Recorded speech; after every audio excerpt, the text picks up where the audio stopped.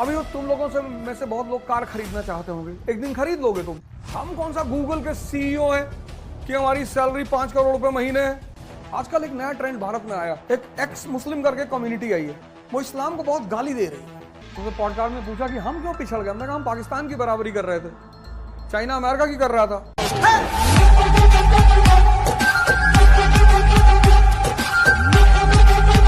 तो हर धर्म में एक समय के बाद उसके जो प्रिंसिपल्स होते हैं इंपॉर्टेंट, जैसे वर्ण सिस्टम, कितना प्यारा सिस्टम है इंडिया का, भूल गए इस देश के लोग। इंडिया का सबसे रेवोल्यूशनरी सोशल सिस्टम है वर्ण सिस्टम, इसीलिए बुद्ध ने उसको खत्म करने की बात नहीं कही, बुद्ध ने उसे चेंज करने की बात कही। उन्होंने कहा वर्ण system should be based on Karma not on birth, क्योंकि वर्ण सिस्टम एक सिस्टम है, तुम आईएएस बनना चाहते हो वो तुमको भगवान बना देगा। खुदा नहीं कहा मैंने, भगवान। और ऐसा नहीं बनाया, सिद्धार्थ को बनाया, वर्धमान को बनाया, नरेंद्र को बनाया। Self evolution, every human being is born as a Shudra, Gita में लिखा है। कोई पूछे कहां लिखा है, बोलना गीता के दूसरे अध्याय में। सावन में शिवलिंग पे दूध क्यों चढ़ाते, कितने लोग चढ़ा के आए हैं, हम तो चढ़ाए हैं, पर पैकेट वाला नहीं, बाकी कोई चढ़ाए नहीं, चढ़ाए तो हो गया, बता नहीं रहे। कहां से बैक्टीरिया आती है उसमें, घास में? भाई बैक्टीरिया है तो पूरा साल आनी चाहिए, उसी सावन के समय क्यों आती है? जब बारिश शुरू होती है ना तो एटमॉस्फेयर की जितनी गंदगी है वो लेके नीचे आती है। इसलिए माँ बाप हमारे जब पहली बारिश होती है तो मना करते हैं कि मत जाओ, पहली बारिश है, इन्फेक्शन हो जाएगा, फोड़े फुंसी हो जाएंगे। जब बारिश शुरू होती है तो घरों में पेरेंट्स शुरुआत में मना करते हैं कि पहली बारिश में मत भीगो, तुम्हारी बॉडी में इन्फेक्शन हो जाएगा, फोड़े हो जाएंगे, फुंसियां हो जाएंगी। क्योंकि जब पहली बारिश होती है तो एटमॉस्फेयर की जितनी गंदगी है उसको लेके नीचे आती है। और आज तो और है, उससे जो ग्रास पैदा होती है, बढ़ती है, वो पॉइजनस हो जाती है। अब वो ग्रास जब कैटल खाएगी तो उसका दूध भी इन्फेक्शियस हो जाएगा। अब साल में 2 फसलें होती हैं, एक मार्च में, एक नवंबर में, मेनली 2 होती है ना। तो एक मार्च की फसल हुई, एक नवंबर की फसल हुई। तो जब नवंबर की फसल हुई और किसान के पास सोर्स ऑफ इनकम क्या है, एग्रीकल्चर गुड्स, तो वो धनतेरस मनाएगा। तो जब वो धनतेरस मनाएगा तो क्या खरीदेगा, गोल्ड एंड सिल्वर। और जब वो गोल्ड एंड सिल्वर खरीदेगा तो ये उसके रिजर्व मनी हो जाएंगे फॉर इमरजेंसी। आजकल एक नया ट्रेंड भारत में आया, एक एक्स मुस्लिम करके कम्युनिटी आई है, वो इस्लाम को बहुत गाली दे रही है।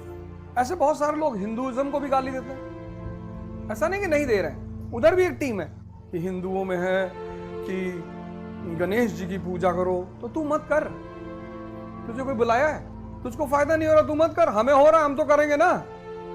गण मतलब इंद्रियां, ईश मतलब भगवान, इंद्रियों का भगवान यानी मन। और जब हम कोई काम शुरू करते हैं तो उस मन से प्रार्थना करते हैं कि प्रभु ऑब्स्टिकल मत क्रिएट करना।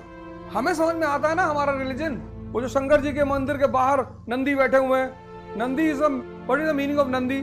पेशेंस। जब तक तुम्हारे अंदर धैर्य नहीं पैदा हो जाएगा मंदिर के अंदर मत जाना, कोई फायदा नहीं होगा। तो जहां भी शिव मंदिर पे तुम जाओगे, तुम शिव मंदिर के बाहर नंदी की मूर्ति देखोगे, गारंटीड।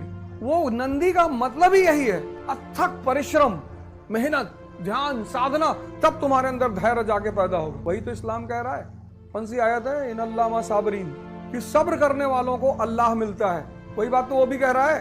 इस दुनिया में जिस दिन कोई साबित कर दे कि कोई रिलीजन बुरा है तो हम पढ़ाना छोड़ दें। कोई रिलीजन बुरा नहीं है, रिलीजन के अंदर एक समय के बाद सुपरस्टिशंस पैदा हो जाते हैं, कुप्रथाएं। आज मॉर्निंग में मैंने तुमको समझाया लेटर्स ऑफ इंटेलिजेंस, बताया ना।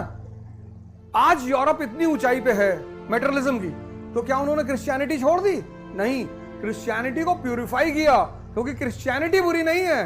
पश्चिम में पूरा एक मूवमेंट चला, प्रोटेस्टेंट मूवमेंट, सर ने तुम्हें पढ़ाया होगा। एक रेनेसांस हुआ, उसके साथ रिफॉर्मेशन हुआ।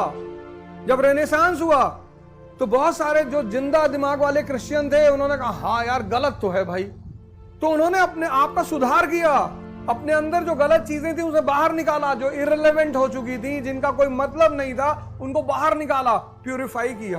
तो उसको बोलते हैं रिफॉर्म मूवमेंट। जैसे इंडिया में क्या है, आर्य समाज, वो क्या है, reform movement, back to the Vedas. वो रिफॉर्म मूवमेंट है, रिफॉर्म, कि हमारी जो कुरीतियां हैं उनको हम खत्म करेंगे। जैसे आर्य समाज का सबसे बड़ा जोर किस पे है, वेदास, एंड कि priest will not dominate the religion. Religion is a matter of individual. मन को अगर तुम रीड करो तो ये सेटिस्फाई होता है, होगा ही नहीं। इसको कितना भी दे दो।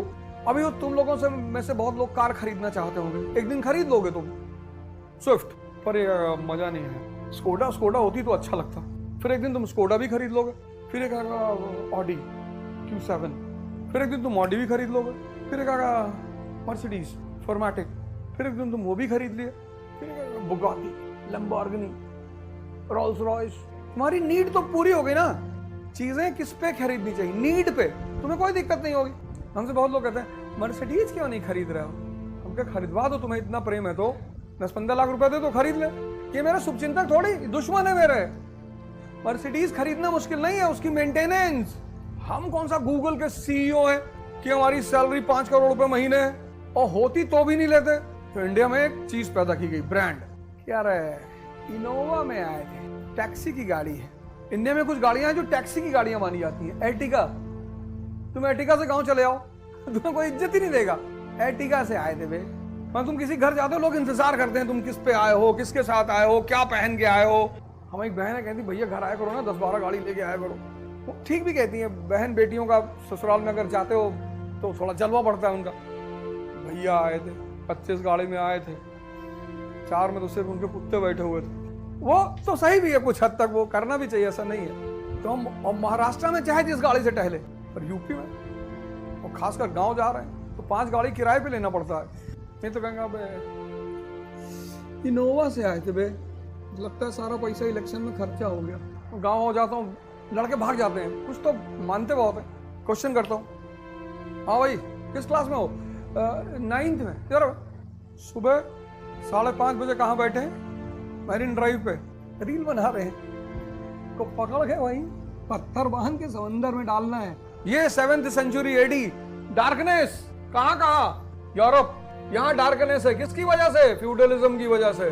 कौन सी प्रथा है? विच हंटिंग। जाके पढ़ना आज गूगल में, विच हंटिंग। औरतों का हाथ पैर सब तोड़ देते थे, फिर पूरे गांव में घसीटते थे, फिर in the centre of the village ले जाके बांध देते थे, फिर आग लगा देते थे। विच हंटिंग। डार्कनेस कहाँ थी? ईस्ट में। सती सिस्टम किताब है ना इब्न बतूता वाली, रहला, कभी पढ़ना। वो दिल्ली में घूम रहा था, उसने देखा कि डेड बॉडी लिए जा रहे हैं, डेड बॉडी के आगे आगे एक छोटी सी बच्ची जा रही, वो ब्राइडल ड्रेस में। वो कनेक्ट नहीं कर पाया कि डेड बॉडी और ब्राइड। कभी कभी कुछ चीजें हम देखते हैं तो हम उसे कनेक्ट नहीं कर पाते, तो कनेक्ट नहीं कर पाया तो पीछे पीछे चल दिया कि चलो देखें क्या होता है। गया तो देखा डेड बॉडी रखे चिता पे, और फिर इस बच्ची को कुछ पिलाए तो बेहोश हो गया। फिर क्या कर रहा भाई? विलियम बेंटिक ने जब खत्म किया 1829 में, तो जो इनलाइटेंड इंडियंस थे उन्होंने अप्रिशिएट किया उसको, कहा बहुत अच्छा, वेरी गुड। वो तो विदेशी है विलियम बेंटिक और ईसाई है, उसे कोई अधिकार नहीं है। लेकिन हर वो व्यक्ति जो गलत चीज को समाप्त करता है उसको अधिकार है समाप्त करने का। अरब वर्ल्ड डार्कनेस, यहां भी डार्कनेस। जमाने जाहिलियत कहा जाता है, जाहिलों का जमाना। जिना औरत को अगर पकड़ लिया तो भाई साहब इतना मिट्टी में दफन कर देते थे, इतना। और फिर फ्राइडे की नमाज के बाद हर आदमी को एक पत्थर दिया था मारने के लिए। उस समय की जो पूजा पद्धति थी, नमाज की बात नहीं है। ये अंधेरा था, किसकी वजह से? क्रिश्चियनिटी की वजह से अंधेरा नहीं था, हिंदुइज्म की वजह से अंधेरा नहीं था। अंधेरा किसकी वजह से था? इन अल्लाह मा साबरीन। अल्लाह किसको मिलेगा? जिसके पास धैर्य है। अर्शहुल ताला कल्बे मोमिन, मोमिन के हृदय में अल्लाह है। ना तजुर्बाकारी से बायस की ये बातें हैं। ये बात मैं आपसे सिर्फ इसलिए कह रहा हूँ, आप बाहर जाकर मत समझाओगे तुम्हारा दुश्मन हो जाएगा।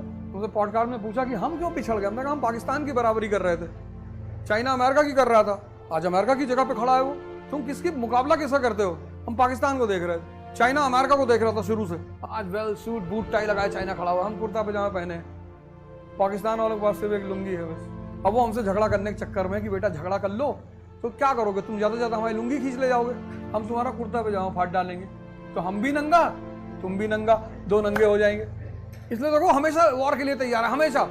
लूज कुछ करना ही नहीं। ये जो नौकरी पेशा वाले लोग होते हैं देखो लड़ाई नहीं करना चाहते, क्यों? जिंदगी चल रही है। जितने भी गवर्नमेंट एम्प्लॉइज होते हैं तुम देखो ये लड़ाई से बचते हैं, करना ही नहीं। क्योंकि लड़ाई किया, पुलिस थाना कचहरी, पता नौकरी भी चली गई, तो बड़ा अहिंसावादी होते हैं ये कि लड़ना नहीं चाहिए, भगवान सब देख रहा है, भगवान के घर देर है अंधेरा नहीं है। पर अफगानिस्तान को क्या खोना है दुनिया में? कुछ है ही नहीं खोने के लिए।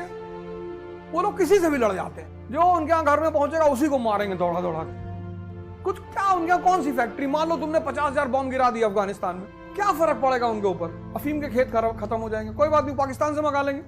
उनके यहाँ कौन सा न्यूक्लियर रिएक्टर लगा हुआ है कुछ? कितने मस्ती में रहते हैं अफगानी, गन वन लिए, क्योंकि कुछ खोने को ही नहीं है भाई। डरेगा कौन? जिसके पास खोने को है।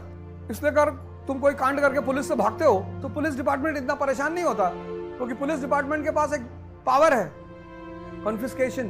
तुमको नोटिस भेजेगी अदालत कि भाई इतनी तारीख के अंदर हाजिर हो जाना, आ जाना जहां भी हो, नहीं तो जो विला बनाया हो ना 4 करोड़ का, कॉन्फिस्केट हो जाएगा। घर ही वाले ढूंढ के ले आते कि भैया घर खप जाओ भैया। सब रिलीजन इक्वल स्टेटस पे है, बस आपको समझ में आना चाहिए। आज अफगानिस्तान में अंधेरा है ना, इस्लाम की वजह से। फ्यूडलिज्म, वहां के आदमियों के पास काम नहीं है तो औरतों के पास कहां से होगा? और जिसके पास इकोनॉमिक इंडिपेंडेंस नहीं होगी उसके पास सोशल इंडिपेंडेंस होगी? नहीं होगी।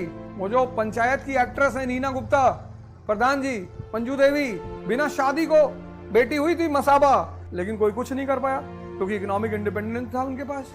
सोशल इंडिपेंडेंस कहां से आती है? इकोनॉमिक इंडिपेंडेंस से, कानून बनाने से नहीं। पहली इंपॉर्टेंट चीज है इकोनॉमिक इंडिपेंडेंस। तो चारों तरफ डार्कनेस थी इसकी वजह से, और इस डार्कनेस में हजरत मोहम्मद साहब हमको भी मैसेज किए हैं सब, वही गैंग, तुम क्यों अप्रिशिएट कर रहे हो इस्लाम? मैंने कहा भाई हमको गीता एक मुसलमान ने पढ़ाई है, आओ दिखाएं, चलो इलाहाबाद, गीता, कुरान तो छोड़ो, गीता। क्योंकि जिसको एक रिलीजन समझ में आएगा ना उसको सब आएगा। तभी तो लोग कहते हैं कि रास्ते अलग अलग है, मंजिल एक है। अब जैसे छांगुर बाबा पकड़ गए हैं तो मुसलमानों को भी इसका विरोध करना चाहिए, एकदम करना चाहिए कि ये कौन सा नाटक है भाई। जब आप किसी गलत का विरोध नहीं करते हो इसका मतलब आप समर्थन दे रहे हो।